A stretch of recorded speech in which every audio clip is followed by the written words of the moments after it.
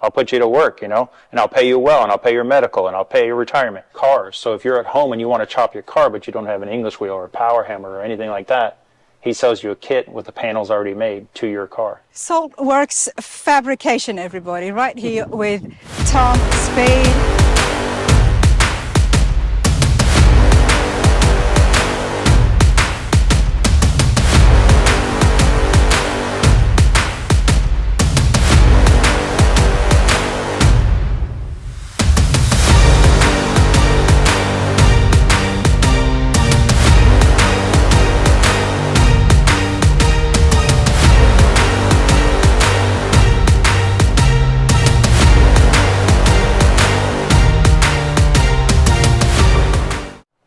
Welcome to Rana's Radar. Here is a hot rod shop that I'm really excited about to introduce Tom here from SaltWorks. Tom, how's it going? Good to see you. Nice to meet you. Absolutely. Thanks for letting me come here on such short notice. Yeah. And opening the doors. I had come across a couple of things from this guy, and all I had known about you is great metal fabricator.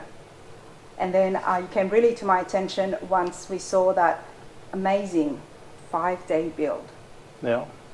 25 of the country's best builders, including Foos and so many other big names, as well as yourself, was involved in building something from scratch in 5 days. Tell us about that first, and then let's get some more information on you. So I've been friends with Brian Fuller for quite a while, and once he saw that we had these machines for these digital sheet forming machines, he wanted to do a project on them. And so he approached us with this, and we decided to go in as partners on that car to get the sheet metal until he sells the project. And so we made half the panels, and the company that designed and invented the machines, they made the other half of the panels. Mm-hmm. So we had 6 days in making half the car, and I think they had roughly the same amount of time.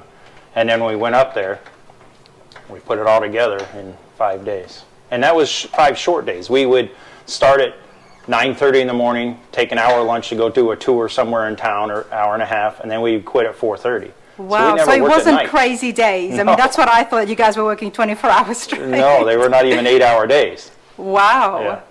I mean, you've said very little, and there's so much more involved in that. I mean, half the car somewhere else, half the car with you guys, and when it comes to precision and making everything fit, but you still pulled it off, and it looks beautiful. I mean, it's a Fleetwood, right? Right, yeah. It's a big car. It was created from a matchbox.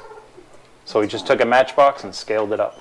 And he built it. We gave him the files, and he had the butt cut out, and then we made the panels, and then we sent the files to the other company so they could make the other half of the car. So we had half and half made in 2 places. And such a big project. Was there a project manager involved? How did you get all these other names involved? That was all Brian. Okay. Brian's that guy. Brian Fuller has been on the channel before. Super guy, everybody. Fuller Moto, of course. Check it out if you haven't seen so. Tell me about yourself, Tom. Now, metal fabrication. When did you start? I started probably late in life. Like, I was 37, 38 years old. My first job was at Tucci Engineering up in New York. He gave me the first tryout, and I fell in love with it. And I worked there for a while, and then I worked at a couple other shops. I worked at Moles in California.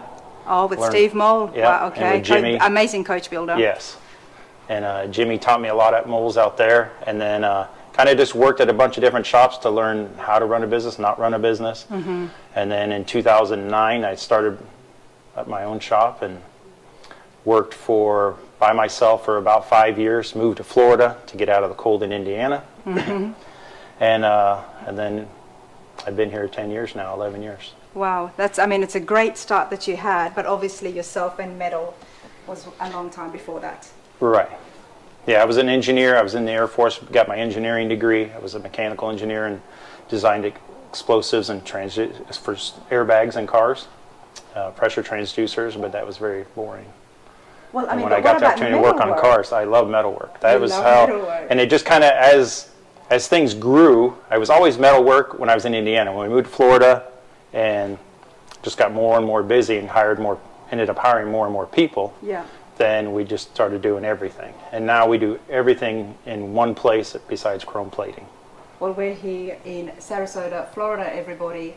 It's a full service hot rod shop. There is some great projects happening there as well as the awesome machine that we are going to check out that just spits out metal, spits out shapes and fenders. But before all that, there is so much here in reception, I'm going to call it. And to give everybody at home an idea of exactly how talented you are in your skills, let's look at something that you hand fabricated. That would be the Divco.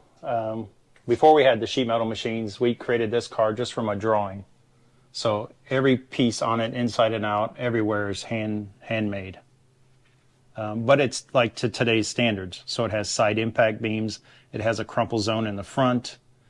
It has dual door seals everywhere. It's created like a modern car, but everything is made from scratch. What is the Divco? The customer liked those old Divco vans, so that was like the idea. So the front end looks like a Divco, the way the grill is and the headlights sort of, but that's about it. That's about it. Yeah. I did come. They would have been like this. delivery bread vans and stuff like that. So it's like a, but it's a sport utility basically now. But yeah, it looks super cool now. I did see it in person in Pomona, and I didn't have a chance to see yourself, but that is very, very nice. And it runs and drives. And it runs and drives. It was an absolute bare metal. When can we see that again now? Is it this year in Pomona? No, we're thinking about that, but the customer wants to make changes to the side windows. So that's setting us back. Otherwise, we might have seen the finish. Yes, so next year at maybe 27. Well, that's the metal stuff, but let's have a look at some of the hot rods that you've built. I was telling Tom earlier that I've heard about him and I have seen the work, but I've never had a chance to see you at the shows. I like going to shows. I don't like hanging out shows babysitting. So I go to shows to enjoy my friends and other people I know in the industry, but I'm not really a guy that wants to sit there all day and display my work. I like just let the work speak for itself. We have great customers. Very thankful. We don't really have any customers in Florida. They're mostly out of state, but it's continuously been busy. Two and a half year waiting list for the last 6 years. Wow. So, and there's good reason for that, everybody. Hi, Jesse. How you doing? Not too bad. How are you? Good. Let me be nosy and ask about yourself and your role here at Saltworks. Yeah, so I handle majority of all the intake of the builds, making sure everything works, doesn't work, what the vehicle came with, and then I transition into an inventory manager position. I handle all incoming and outgoing of all parts, consumables, whether it be vehicles as well. I am also a full-time professional detailer. Okay. I detail all the vehicles that leave here and or come here. And then I wear many different hats, from fixing a drain to a broken outlet to whatever. I do it all. So. Tommy's a good person to have around. yes, he's my right-hand man. He's great to have. I think every shop needs one of those, right? Yeah. It's a big role, but I love this position. I wouldn't trade for anything else. Before coming here, I spent almost 10 years in the military, and this was a great transition out of that. I've had 4 jobs since I've been out, and nothing really worked. I mean, I worked in sales and in specific jobs. I opened up 2 detailing companies, and nothing just really felt like home. And well, I think the stars aligned. I mean, what better place to be with, and especially with Tom right here as well. Absolutely, surrounded by the best in the industry. Wow, love that. I mean, Jesse, so nice to meet you. Nice to meet you. You know, when I see your cars, Tom, I mean, I get the vibes of Luc Delay, of Chip Fu. It's very just timeless. Yeah. Very timeless. That's a key thing. But then we add in the modern ability to drive it every day and use it and not just look at it. Mm-hmm. So have that look and have the modern amenities that you don't see, but be able to have the reliability of them. Okay. That is a big thing here. I love technology. So you love technology, nice. But you don't move away from the vintage feel of the vehicles. Right. When I see the pictures. Try not to. Yeah. Yeah. Okay, everybody, welcome to Saltworks. Definitely a good person to have around the shop. An all-rounder, right? Yeah, it's 100%. He's the best. Now, we do have some awards here. I know you want to just walk right past them, but it's my first time here. Tell me about some of your main achievements. besides all the magazines and the cover pictures that we can see right through here. For achievements for me are happy customers and employees. Like, we're a team here, and the key is, no matter, I mean, like any business, we've gone through people, but finding that right amount of people that work together well. And I'm very structured, so that's kind of hard for guys sometimes. But right now, we've got the best crew we've ever had. Everybody likes each other. There's no drama. It just works really well. We've won some awards. That's a best of show for a big show here in Florida for the AACA club. We've won some Builder's Choice with good guys. The AACA club, aren't they all about having everything back to stock or back to original? Right, but they do have a custom class. Okay, I was just going to say, I just don't see you fitting in that. So we won it with this Zephyr here. Oh, nice. Yeah. I was telling Tom that I did not expect this. I thought I was just going to come and see metal fab guy, very skilled in his art, but like I said, full hot rod shop and projects. What have you working on here? So this is a 65 GTO that we've changed all the suspension, had the original Pontiac motor rebuilt because he wanted to keep it all Pontiac, but we did a whole new interior, all the paint and body work. Now it's in the reassembly phase. Okay, what's the engine? It's a Kaufman motor. A Kaufman motor, okay. Yeah. I haven't come across those before. Yeah, they're really well known in the Pontiac world. Mm-hmm. So, well, the only thing that we really did was we tucked the bumpers, advanced plating, re-chromed them, and just some interior like refinements, but didn't stray away really from the originality of the car. And then just change. He wanted a more modern color, but okay. That's about it. This looks nice. This is a 58 Chevy truck chassis. The customer came to us. Someone else had built this chassis, but it didn't do what the customer wanted. He wanted the truck to be able to lay on the ground with 20-inch wheels and have a full bed. Well, that's kind of hard to do. Especially if you're going to put it on airbags and... Yeah. So we fixed the frame, and then we put a fifth generation Camaro rear end in it. So now we only lost 1 3/4 inches of the depth of the bed. And is that because that rear end is a lot more narrower? Well, it's independent rear end, so you don't have the whole drivetrain rear end coming up into the bed anymore. You just have these A-arms. So we lost this. This would have been like the stock bed floor. And now we lost that much. So it has it's a nice, usable bed. Oh, absolutely. I would never have thought there would be a solution, but there it is right there. Yeah. Did you have to make any other changes by changing the rear end? No, that was, for the bed, that was the only thing. I mean, it's got a Corvette style front end, C4. And we just fixed all the little things wrong with the chassis. The bumper mounts were wrong. We had to add a tube so it rested on the ground before the body did.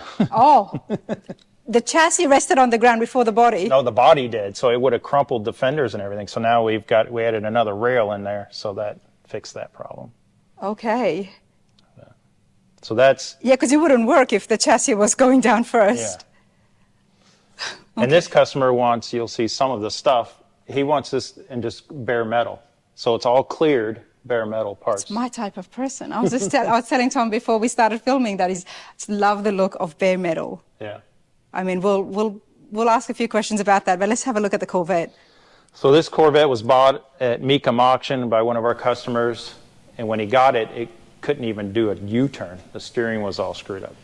So we fixed the steering, and before we started doing our own alignments, we set it out to alignment. Well, then the frame was bent. Wow. So then we just went ahead and put a roaster shop chassis under it. I mean, if you look at this and it comes on the auction block, I mean, look at the wheels, the color. Well, it didn't have those wheels. It didn't have those wheels. So we changed the wheels, we painted it, and took off the side pipes. It's got dual mufflers in there with the heat. That's the thing with the auction. He wouldn't have been able to take it for a test drive, would he? Right. To know about the steering.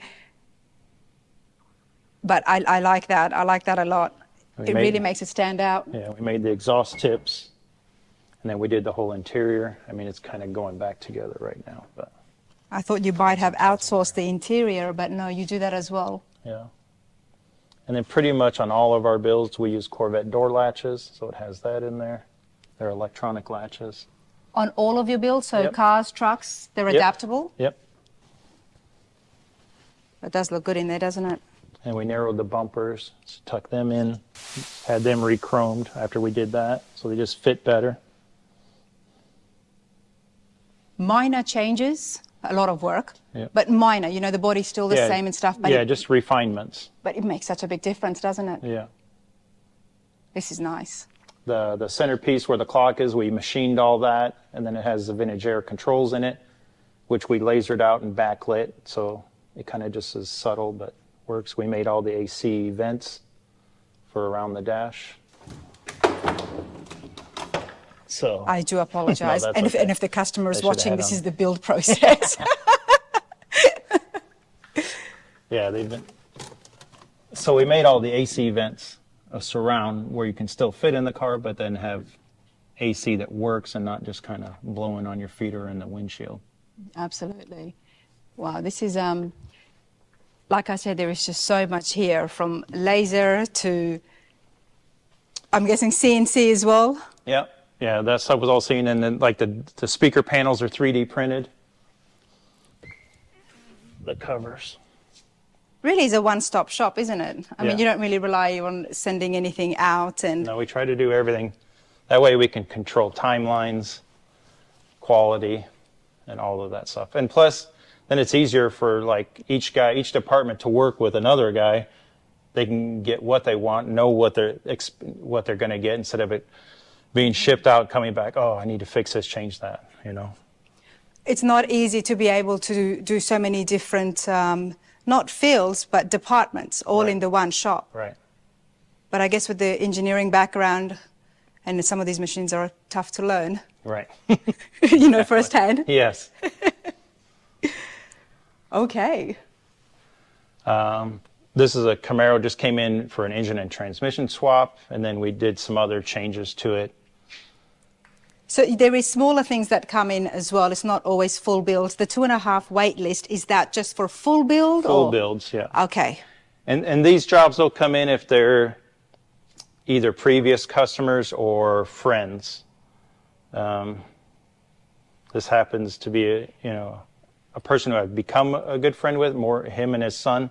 His son's the youngest NASCAR driver right now. Oh, wow. Okay. Extremely talented and just really doing well. So he just wanted some updates on this car. We've developed a lot of processes too. So we use the same fan, radiator, and condenser on every car. It's out of a 2019 Corvette, and GM engineered it. Obviously, it's going to work. They spend way more money than any aftermarket company on engineering. So this fan's a PWM fan, so it only spins as fast as it needs to. So you don't have this horrible noise of an electric fan running. The other side to it is, if something ever happens to it, you can have a replacement within a day. You're not ordering this custom aftermarket radiator that takes 6 months to get, or all this stuff. And the size package is super small too. It's 7 inches. So you're able to fit that into any kind of vehicle based on, I guess, the supports that you're going to be building. Right. You're not obviously touching the radiator. Yeah, we've put Because them that in still will have its Zephyrs. warranty. We put them in very narrow cars and, Yeah. and obviously big cars, but You're not opening the radiator and making changes there. right. Okay, wow. I mean, that's interesting because obviously I've come across so many different radiators, and you see them, this is for this car, this is for this model. Right. But you've made your life easier, work smarter, And the not harder. customers. Yeah, and the customers. And the customers as well, to get a reliable product Right. that's able to fit in any classic. If you wanted to get some really custom metal work done, either become his friend or know someone that knows him, because I don't think you'll be getting in through the doors by the sound of things. All right, so talk to me about all bare metal. So this whole truck is going to be, these panels are done. They're shot in bare metal. They're Raptor lined on the back side for protection. How do you have a car in all bare metal? So What this, is some of the key things? to protect it, this is Cerakote. So we'd done a truck before, and we used a clear that PPG made for Disney because they have a lot of outdoor stuff that needed to be, like an industrial clear, and it worked really well. But Fat Fender Garage just did a truck in bare metal out in Arizona. Yeah. So we reached out to them, and they were more than happy to tell us how they did it and what they used. So they used a Cerakote clear, and that's how we went with that process. And so that's once you get the metal all clear, all cleaned up, just before paint and primer and all that, you'd put the Cerakote on. Yeah, no primer. No primer at all. But of And then you course- have to fit everything because you don't have any filler to sand. So it's a little bit more work because this truck still has all perfect gaps. Wow. And there is so much reliance on having filler, especially when it comes to the doors. That I know is Yeah, from personal no matter experience. how great a metal work you do, I mean, you could spend 10 times as long, but Yeah. you still need to skim a car to make it flat. Now, I'll tell you, the bed sides on this are not flat because we're not going to spend that much time on them, but Yeah. they are straight. You know, we had to, I can show you in the body shop when we get there, I think the bed's still in there, but we had to replace some sections in the bed, but we have really good metal guys. And they fixed it. Obviously, because when it comes to metal, everything shows. yeah. Everything shows. You cannot miss an inch or even half an inch. It's going to show because you don't have anything to cover it up with, which is why it fascinates me, and I think it looks so brilliant. Look at this. And the Cerakote is clear, obviously. So that one car that I showed you that we won that best of show, we've changed it again. So we've machined all of this. So we made the bezel, we machined the headlight lens. So we made our own design. So there's another layer underneath it? Nope, that's the whole lens. Okay. And then normally when you have headlights, if you adjust the headlight to where you can see, the gap will change. So to fix that problem and always have a perfect gap, we made the bucket for the headlight where the bulb goes into as well. And then we designed this adjustment system like a modern car. So the bulb is going to be adjusted any way you want, but never change the gap around the bezel. Wow.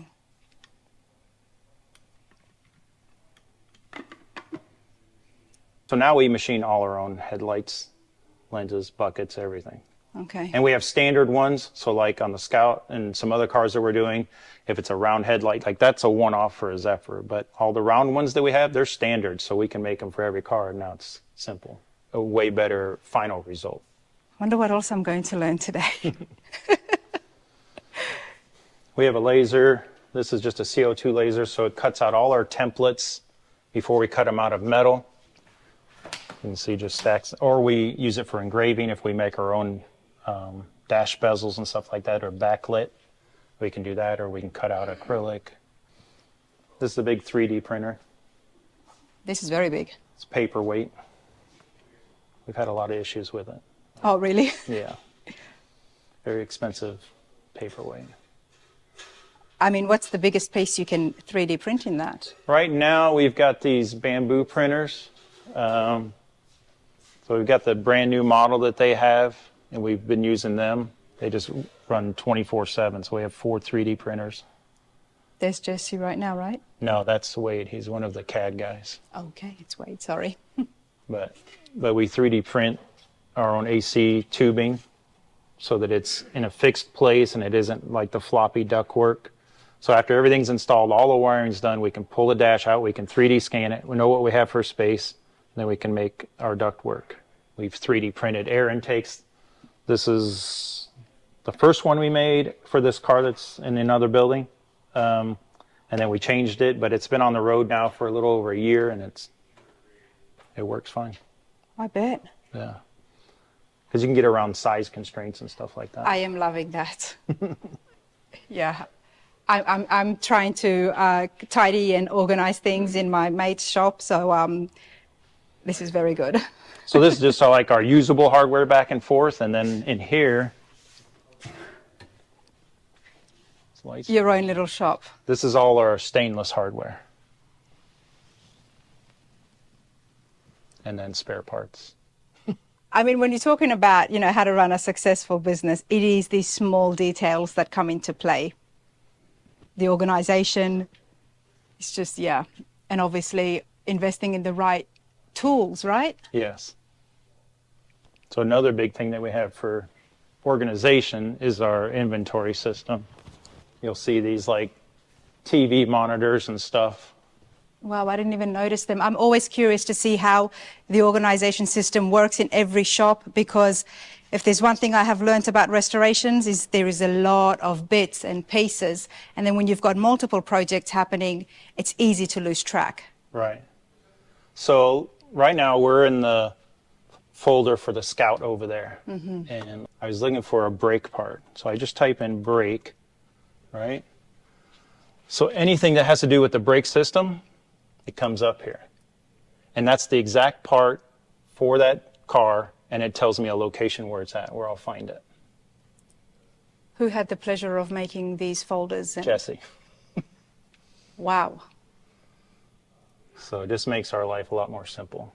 And then we have books that, so if the brake part leaves our inventory system and goes to the body shop because it's got to get painted, they sign it out, they take it, they return it, gets signed back in. And I always say, customers, they would appreciate that so much. Yeah. To know exactly what's happening. It just provides such a transparent relationship, doesn't it? Correct. And there is multiple monitors, so Yeah, for each guy on the team, they have their own computer and monitor. And then they can do research too if they need to get, on the internet or something. It's better than looking at their phone. They can get on the computer and see from there. How big is your team? Right now we have 18, 18. which is a little small, but it's working. Wow, that's So new project in?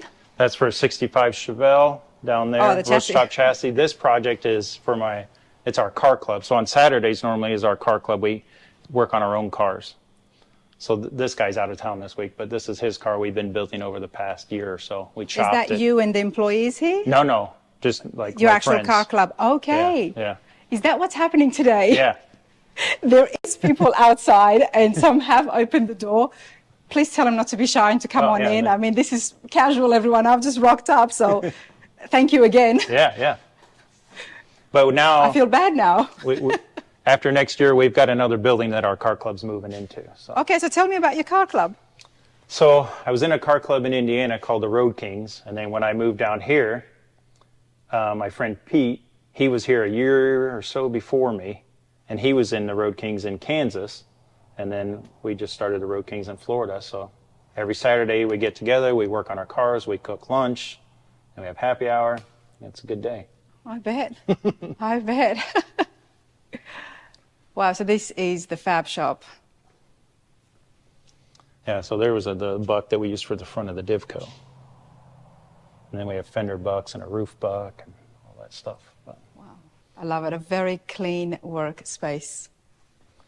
it's a little tight, and I have plans for another building next year, but because we have so much equipment and not enough space.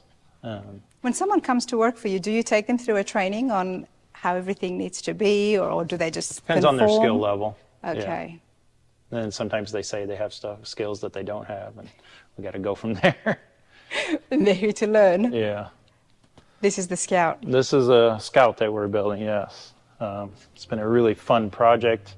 This customer, it's the first car he's ever built. So there's two things to that. The more he gets into it, the more he wants to do, and sometimes we got to go backwards to go forward. Mm-hmm. But he's okay with that. It doesn't ever set well with me because I don't like charging people like that. But it's his fault, not mine, and we move forward. But So tell me about some of the metal work that's happened here.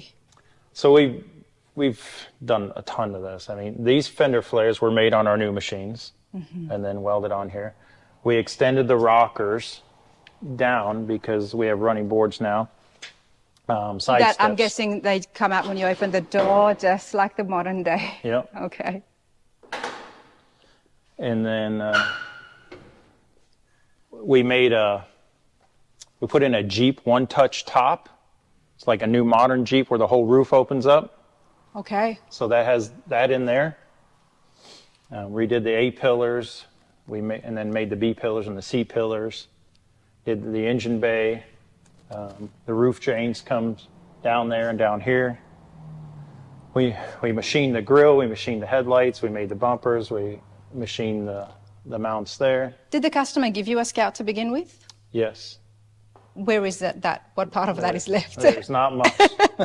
There's parts of the door, parts of that. Another big thing that we've switched to, component-wise, we also use Tesla boosters on everything, and then we machine our own master cylinders. You machine your own master cylinder. What's wrong with the one? Because they come with a plastic one. That's what I have, because I've got the exact same booster as well. So we'll just make it fit the style of the car that we're building. Like this one's different. They're all different master cylinders, but... Yes, I am just absorbing all this information for my own build, as so many of you have commented. When I come to these shops and my brain's like running 100 miles an hour, but it looks so much better. Yeah. Okay. And then a big change, if you want to open this door and feel how this door feels, it's a new thing that we decided to start doing since this car. Feel the hinge, the way the door. Wow, that was so smooth. I didn't even feel anything. Yeah. Okay, so electronic. The latch is electronic from a Corvette, but these doors would typically open over the fender. So now we have new GM truck hinges on it, and it opens into the fender. And it's way stronger. It's so much smoother, everything. Wow. And they're Corvette hinges that give it that really nice opening. And they're electronic, so this is just pushing a button. And then back here, we've made this whole tailgate, but this is like a GM truck latch. There's your camera. And then I think this is hooked up. Yeah. So then that's a soft open tailgate. The gas filler is on the side there. A long way from where the Scout was, goodness. I mean, these are the cars that eventually, hopefully not, the customer gets to enjoy it considering it's his first build. These are the type of cars that do end up at Barrett-Jackson, and it's just because there is so much involved here and it's so different, yet it's done so well. I'm going to come back here because I do like these fenders, and then you've got, is that the battery? Yep, it's got a rubber, so the battery goes in there, and then it doesn't rattle. You obviously enjoy what you do. I love it. I mean, inventing and creating so many different options. Everything is just so different. I mean, every car is different from the previous one, isn't it? So our biggest thing with us is, to us to take on the job, we kind of interview the customers, and it has to be a good customer and a fun job. Other than that, we work on some pretty different stuff. Okay. When you get to that level, I guess you can pick your own customers.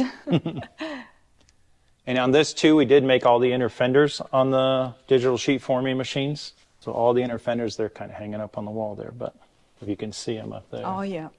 So we 3D just scanned after everything was in place, and then those are the inner fenders.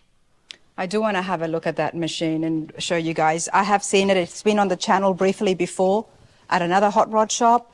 But now that I've got Tom with me, I'm going to just get as much as I can, because it's pretty miraculous. I mean, the way it works and what it does.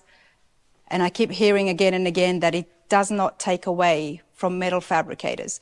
And yourself, as someone who's right up there, very high in that field, I want to know how that has influenced your work, whether it's affected it, and do you think it's taking away from the skill or not? Because you've done something completely hand as well. Right. So it allows us to do more and just be quicker. You still got to put the pieces together, and every shop in the country is hiring, so there's no shortage of jobs. So That's true. At SEMA, when we had the machines, not the machine there, but we were displaying there and what the capability, people would come, oh, you're taking my job away. I'm like, I'm hiring, but I'll put you to work, and I'll pay you well, and I'll pay your medical, and I'll pay your retirement. And then, they're, and they walk away. The only shortage we have here is employees, not customers, not jobs, not any of that stuff. It's like, so any fabricator, sheet metal guy, I mean, this is just to help them be creative. But there's stuff that like these machines don't do. These machines don't like low crown panels. So, and that's also difficult for a fab guy, you know? Right. So, but, or a sheet metal guy. But this still has to be welded in, that, you know, it won't do like, we're learning more with the beading and stuff like that, but we still use the pull max to put beads in. You know, it can't create that difficult of a design in a panel. Not yet. I mean, we're getting better every week, and we're pushing it to its limit. But I mean, it's the state-of-the-art machine, but it took you, you told me, 8 months to learn it. yeah, so our Cody, who's our master behind all of this, we went through 2 engineers before him, and when we got Cody on board, he's just, he's very driven. So his success was going to happen no matter what, and he made it happen just by being that type of mentality. I mean, that's how you're going to get something done, isn't it? When someone's really willing to explore and... Right. And 95% of the work that comes out of those machines are just for outsourced. They're not for our shop. Okay. Love the running center console here. So that's all 3D printed in-house and then leather wrapped in-house. I love showing projects midway, just so, I mean, my project at home looks nothing like this. And I think so many of you would agree as well that, but when it comes to a professional shop, I mean, the way it's wrapped and presented at the end of the day for the next worker, it's very important, isn't it? Right. So this is a different master cylinder. I mean, so we, like I say, we make our own master cylinders. Of course, the question now begs is, do you sell parts? Not currently. I mean, we've machined stuff and made stuff for other shops. We've thought about some parts, but I mean, right now, again, we're shorthanded with people, so we're just keeping up with our own stuff. That might be something I think you would do really well in. Okay, loving the colors here, the patterns. This is my personal truck that was a great driving truck, and then decided to take it all apart, put a roadster shop chassis under it, and make a bunch of changes. What is this, a 53? 58. 58. Okay, so you're into the trucks, the vintage trucks, is that correct? No, I mean, I have a 36 Ford 3-window. I have a 63 Mercury wagon that I drive a lot, and a couple others.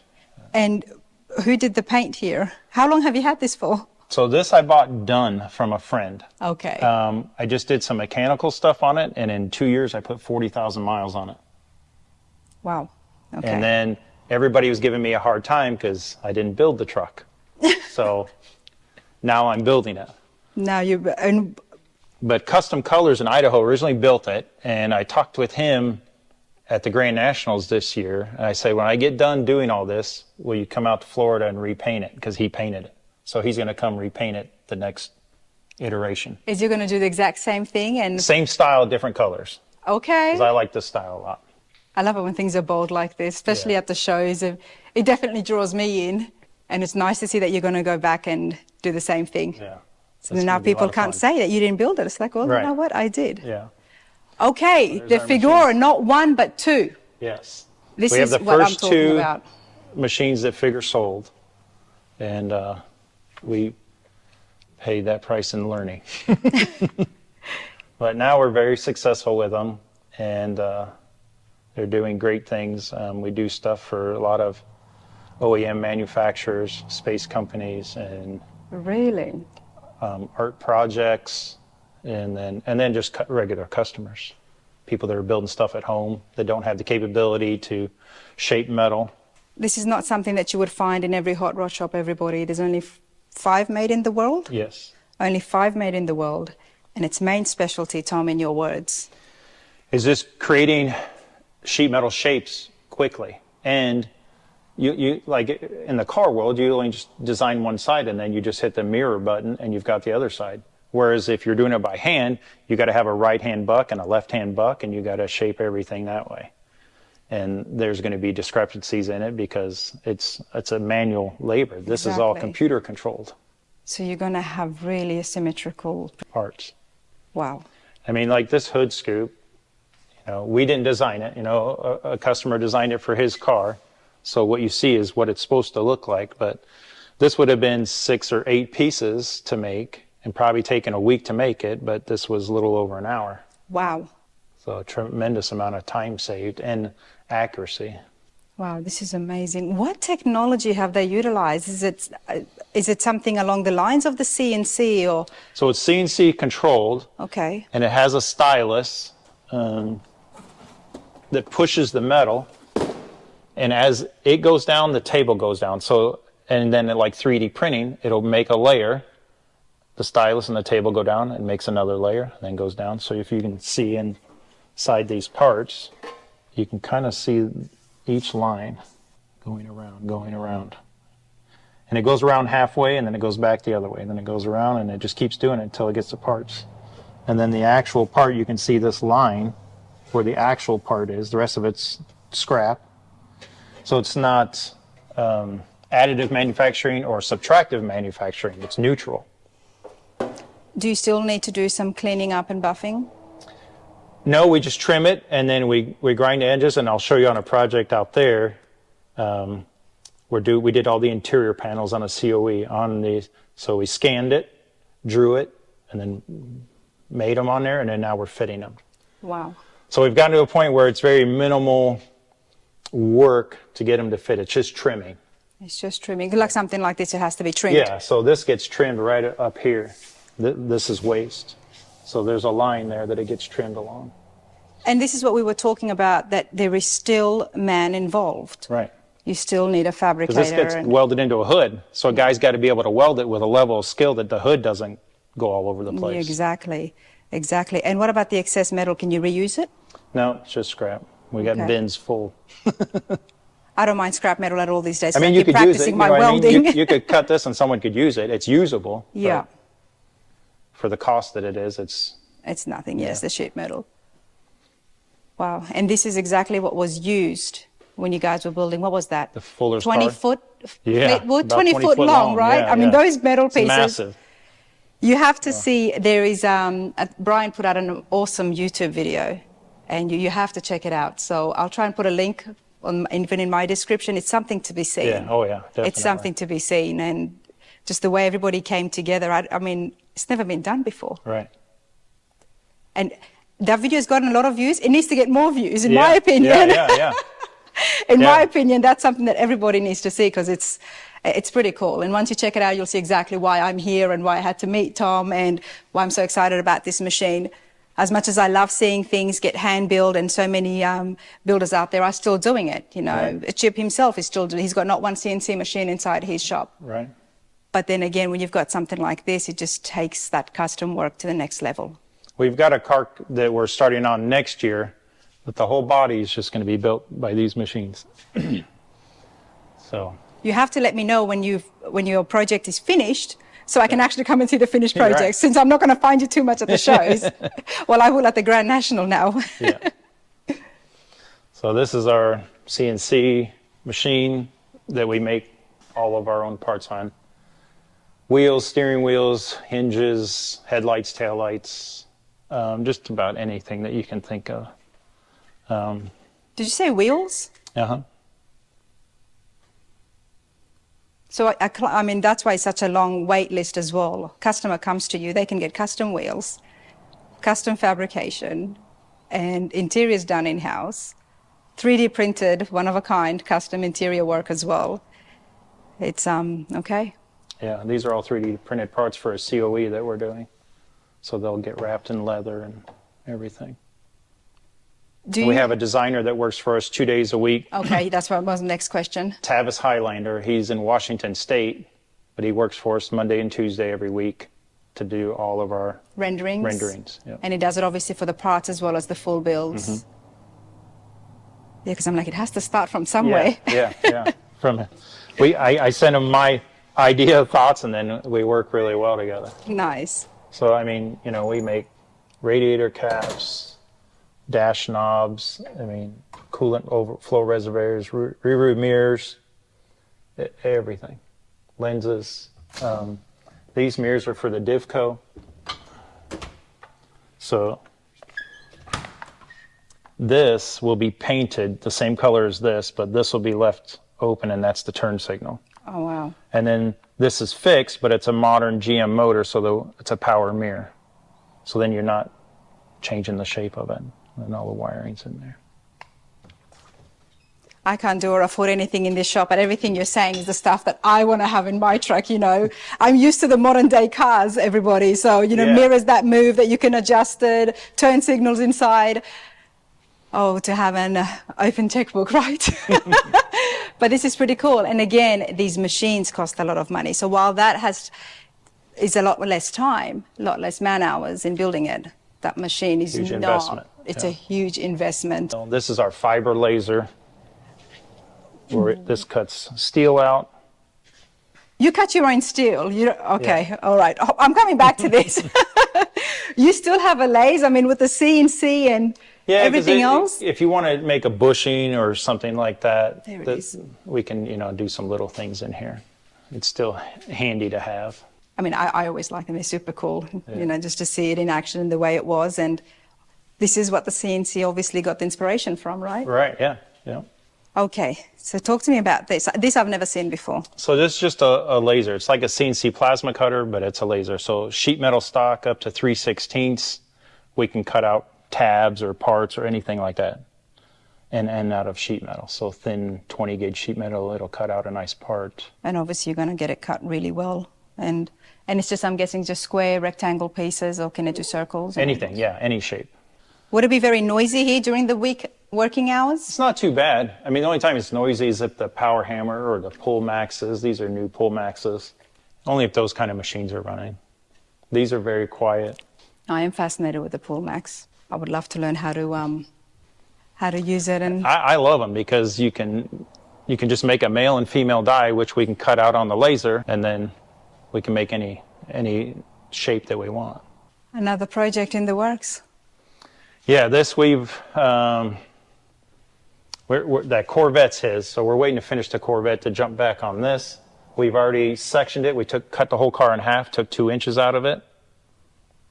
So you can kind of see probably in here.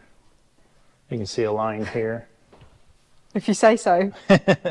I'll take your word for So it. yeah, and then we're going to take a wedge out of the roof and lower the back a little bit, push it forward, make a stainless roof like a Cadillac Barrett's. Where do you cut when you say you're going to take a wedge So see out? how thin it is there? Yep. And then it gets thicker. We're going to take a wedge out of it. So it'll bring the back down and we'll push this forward a little bit.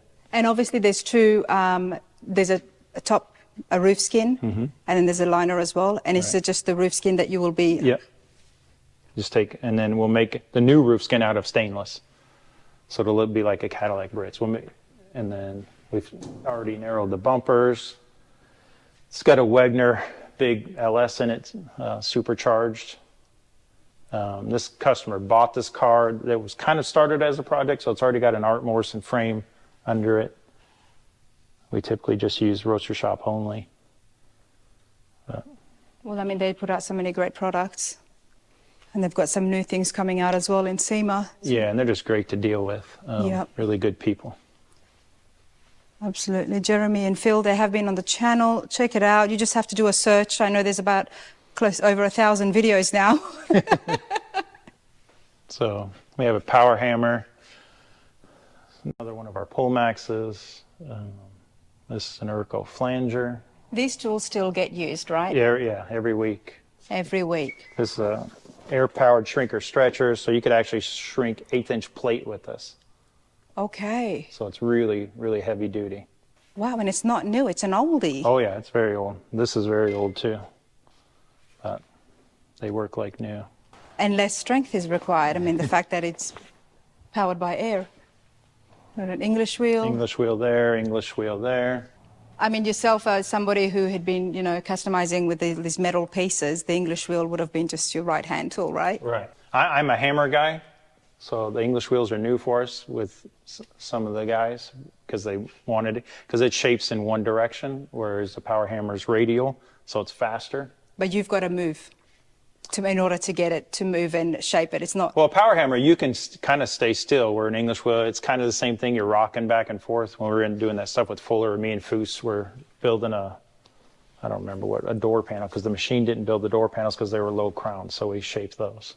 I mean, I remember I used the power hammer one time, and it takes so much. It's an absolute workout. Yes. and then you see just a slight difference. But obviously when you have a machine like that, it's just like, that's why it's so amazing, you know. It takes so much of that time and energy out from it, so you can dedicate it to moving along, and the people can get their cars a lot faster. Right. 5 years it takes, the average is 5-year builds to get an outstanding show car material. Right. And how long does your cars now take when you've got these machines? Well, since the machines are relatively new to us, we don't have a good answer for that. Okay, but in a few years? Yeah, I think we try to shoot for 2.5 years, because, so, like, we have this one coming next year that's, those machines are going to make every panel on that car. And then the CNC is going to make all the trim for it. And then So. that will be a good one to assess to see exactly how long it takes. Mm-hmm. And then let me know. Yeah. Oh, I like what I'm seeing, mate. What is this? So a customer had this at 3 other shops, and they just never got it running, driving, anything like that. So he doesn't want to change anything on the outside, but we're going to build the whole interior for it. So This is the what? The C700? it's a 51. So yeah, I couldn't tell you. It's a COE, right? Yeah, COE. Yeah, it's a cab over Ford. engine. Okay. Yep. So we scanned the interior, and then on Friday we just started putting the panels together. So these were all made on the machine, not the flat one, but all these curved panels. And we just trim them, and you can see, you know, how things fit and save a ton of time. So we made all these panels, it might have been a day and a half. Wow. On the machines. Wow. And then Wow. putting them together. And here is some of your markings. Yeah, for the interior guys. And then our trim shop is here. This is how interiors are getting done. Oh, I like this. This is nice. I knew there was a lot of different buildings when I drove up, and I was like, okay, wow, but a full interior shop, basically. Yeah. And do you have just one dedicated worker? Two. Two, who does the upholstery, okay. Yep. I mean, all you need now is an engine shop, right? Start building your own engine, start No, building your own chassis. We'll leave the chassis and engines to those that are really great at it. But yeah, this is pretty neat. But There's a you know, lot going before I on. was using an interior shop all the way up in North Carolina. So that if anything happens, that's a long ways away. And you know, we made an agreement to, like, when we got done with one, I would bring you another one, so I could just keep revolving. Well, then other cars started getting put in front of me, and that didn't work out. So I'm like, we just got to do it on our own. So. I mean, quality control sounds like it's a huge thing here at Saltworks. It is. And it's not just that. From what I'm understanding is you really want to, taking the car to another shop, to another state, I mean, you're looking at travel, you're looking at trailer, gas, there's just more money, more time. Possible damage. Possible damage. And you were just cutting all of that out by having it in-house. Right. And then when the customers come here, they can talk to the interior guy, they can talk to the CNC guy, they can talk to the painter, they can talk to the mechanic, they can talk to the fabricator. Nothing's sourced out, so it's all here, and they can feel comfortable with that. I mean, a setup like this I have seen before, but at massive corporations, like not at a hot rod shop. So it's very impressive. Thank you. Thank you. Very impressive. We strive just continually to try and be better and do better. This is pretty cool. I think it'll be fun. And you kind of see here too the panel layout. Like, so if we were to send it to a customer, this is what they'd get, so they know where each part goes. Each part's labeled, and then they would know how to assemble it. So a guy actually started a company based on our machines. So it's called You Chop It, and what he is doing is creating chopped cars. So if you're at home and you want to chop your car, but you don't have an English wheel or a power hammer or anything like that, he sells you a kit with the panels already made to your car. Now you tell me. and the buck. So the buck. He sends you the files for the buck, so you gotta have a local guy with a CNC router can cut out the buck. Right now he's doing a conversion from a 36 sedan, two-door sedan, to a 36 three-window. It's kind of like the kit cars that we have seen before, the fiberglass kit cars, you know, what they did with the Shelby Cobras as well, where you get all the panels. Right, but this will be in metal. But this will be in metal, and then you just put it all together. I mean, that just opens up so many doors, not just for hot rod shops, but for people like us working at home inside the garages. to up our game, right? 100%, yeah. Because not everybody can have all these tools. Right. I mean, a chop top, we're having a great time right now. And Kent's awesome, but yeah, we're having a great time with chopping the top of my truck. So, and then I find out there's a whole kit you can get. It's all right. Yeah. No, he's doing it, and he keeps updating his inventory and changing it to cars, because it's easier to find a 36 sedan than a 36 3 window. So now those people that couldn't afford a 36 3 window, they can get the sedan, and they don't convert it to a 3 window, they convert it to a chopped 3 window.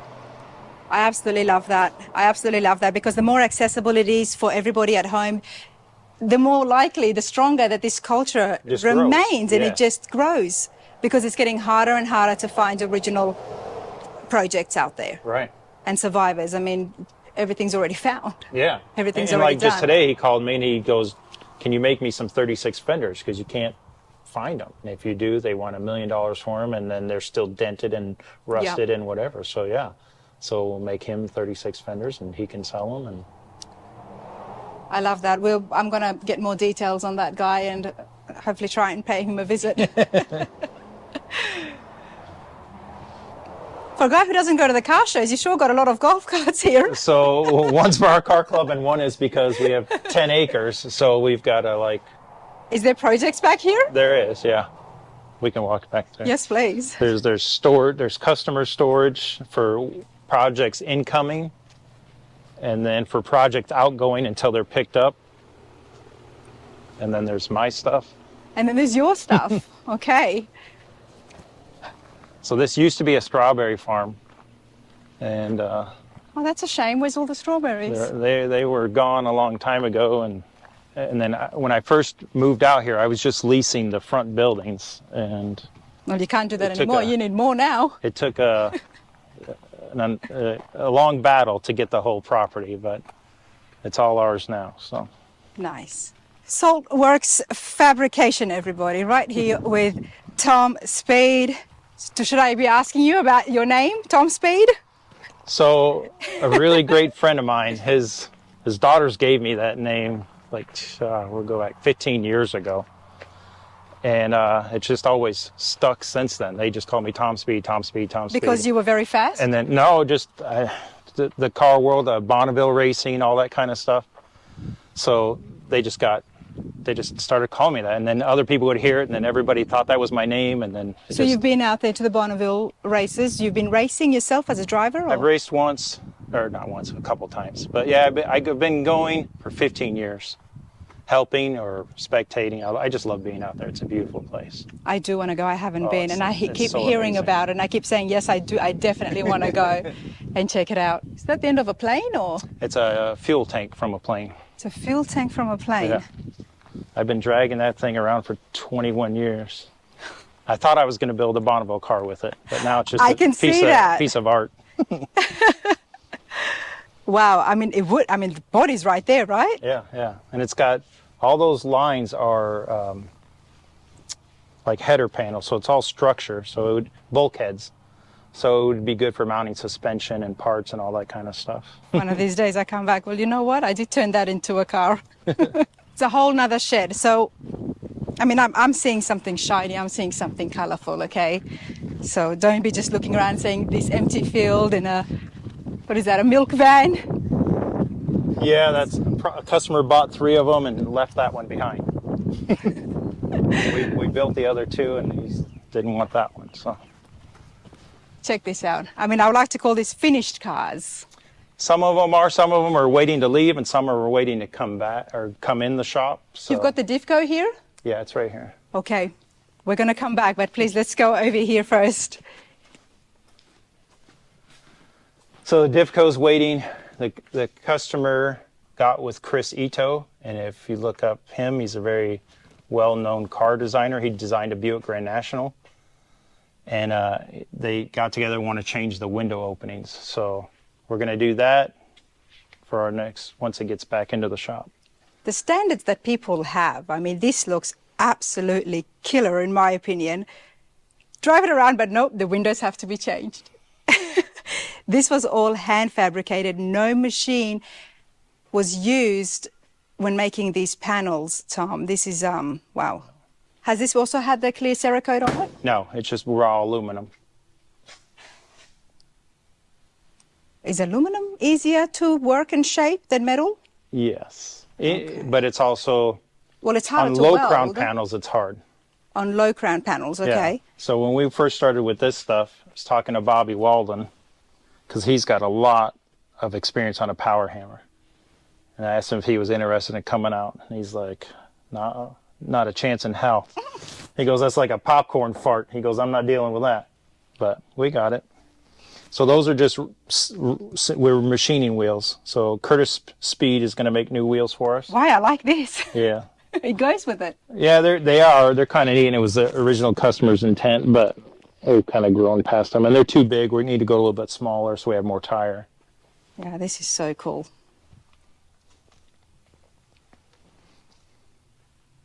The reason things like this interest me so much, everyone, is just the fact that you can no normal, average, not normal, I won't call you abnormal, mate. No average person can do this. I mean, to have metal look this good and absolutely very, just, it really showcases the skills and talent, because it's very hard. And yes, I'm only an amateur, but I've seen a fair bit now at the shops to realize how much work goes into this.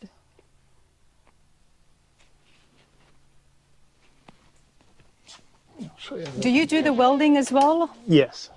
And you would have to, because if you've spent so much time and effort into making a panel like this by hand, you've got to know exactly where to weld and the right amount of weld Right. and heat. Yep. Because it won't take long to ruin it, right? Yep. Yeah, so the air intakes are in the top, because I didn't want to look at an air filter. So the air filter's in there, and all these rubbers seal on the velocity stacks. I've never seen that before. Well, you do have space, right? Yeah, there's a whole chamber in there, and with drains in the back, and the air comes in here. Yep. And then it's got a Tesla booster, and we machined a master cylinder. This is really neat. And what's the block here? 6.4 Hemi. A 6.4 Hemi. Yep. And before we had a CNC machine, we had BBT in Illinois machine us these valve covers. And then, then we started machining everything. We made the headlights, the grill, everything. Yeah, Troy does some pretty cool stuff as well. Oh yeah, he's a great over at guy. his shop. Super talented. Yep. All right, this is pretty. I'm so happy that I got to see this. I didn't know if it was actually going to be here. All right, let's talk about this. What is this barn that we are in? So this is where cars come before they go into the shop, or where they come before they leave. So this Impala's leaving. We just had a master cylinder and a brake caliper go bad on it. We finished this about a year ago.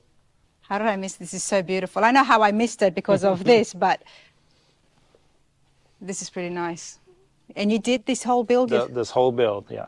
The interior, the paint, everything. So if something went bad, what went wrong with here again? The master cylinder, the seal in the master cylinder, and a brake caliper. So we made this whole engine bay, all the inner fenders, everything. This is 3D printed, but it still has the same right amount of volume to get in the air intake. He's had this car for about a year now. I thought the outside looked pretty. Okay, wow. It's got hydraulics and a huge stereo. And was that issue from the shop, or was there something with the actual cylinder that went wrong? The actual master cylinder, we've had that problem with that company a few times. It's another reason why I've switched to Tesla stuff, because it's engineered. So unfortunately, aftermarket companies don't have the same amount of funding that a manufacturer does to design and proof things. When those failures happen, it's not cool. So. Oh yeah, I learned about that with Trepanier over at Rad Rides, and he's the one who kindly hooked me up with my system. But this is beautiful. Look at this. So we made the whole under dash with the AC vents and everything in the center console. Future projects as well. Yeah, some of mine, and that's mine, that truck's mine, that wagon's mine. But this is coming into the shop for a complete drive chain and suspension change. It's a beautiful, beautiful done car.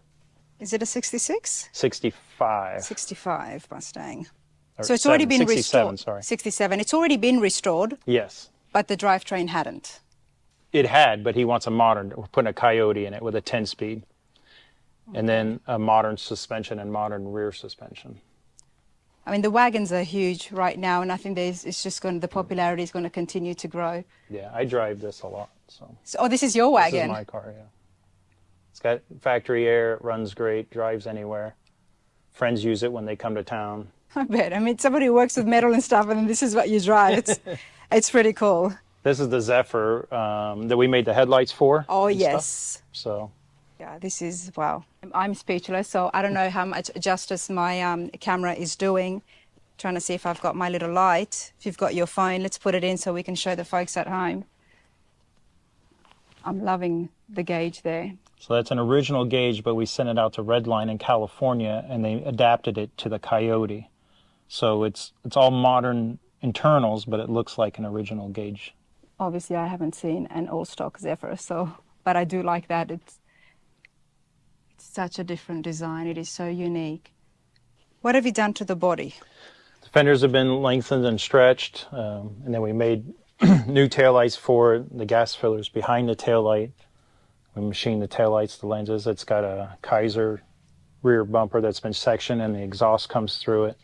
I'm loving the back. Catwalk's been here. extended through here.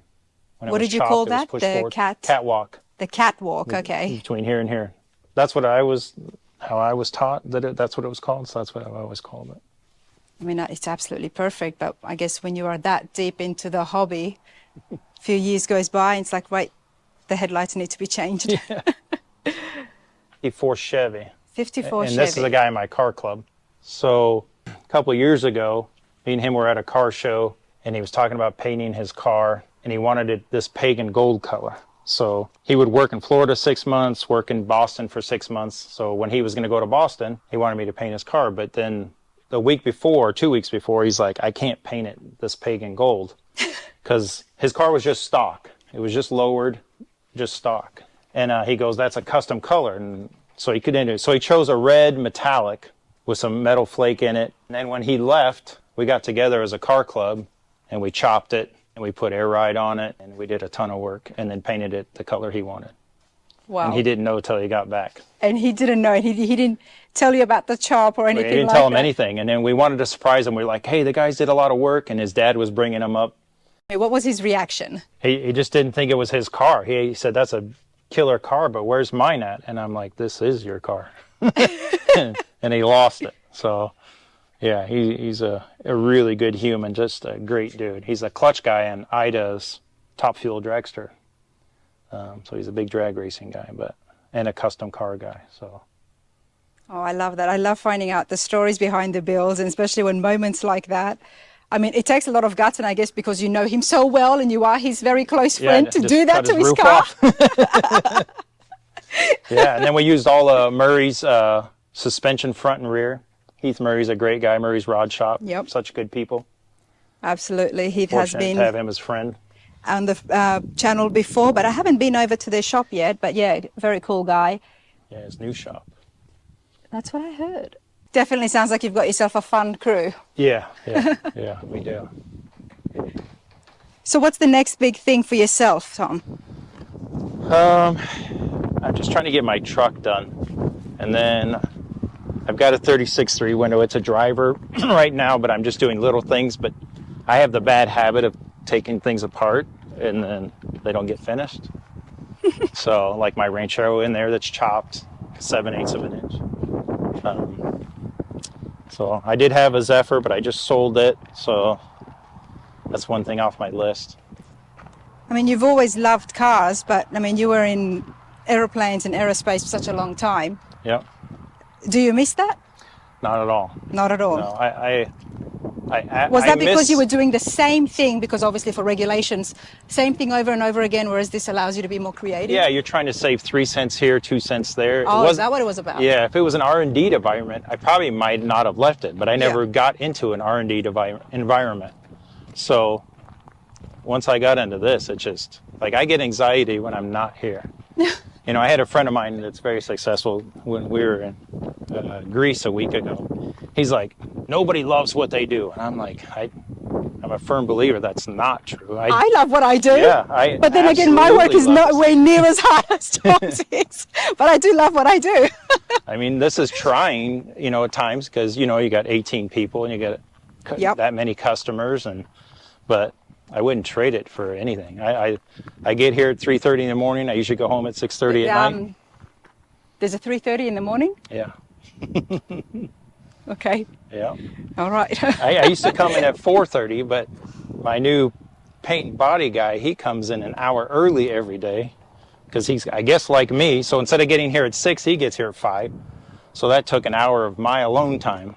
So now I come in early. Now he's I going don't to know hear who that. told you about 3:30 in the morning, but it doesn't exist. You do understand that. It's the dead of the night. You're supposed to be sleeping. Yeah. 10 to 2, that's when I sleep. 10 to 2. Okay. Well, that's still good. There's still plenty of hours. 3:30 start. Okay, that's a first as well. But this place is super cool. And while there is definitely a over 2-year waiting list to get a car built here at Saltworks, everybody, I hope you have enjoyed this. I know I have, because only when I get a chance to talk to the builders and come inside the shops, we can see exactly what is involved and the amount of skill and talent that goes on in here. And of course, we get to see projects, and hopefully something has helped you as well. But I'm still going to put the details down there in case someone, especially my builder friends and shops out there, if you need something made. The figure, am I saying it right? Figure. Figure. Yep. Just like figure. Yep. Why wouldn't they add They an just E dropped at it. the I end? don't know. Why? Because everybody wants to be different. Well, they had X's and K's and all that stuff. And hopefully in the future we can see some parts from yourself. Yeah. That would be pretty cool. Yeah. Tom, it's been an absolute pleasure. Thank you so much again. You're very welcome. Thanks for coming. Absolutely.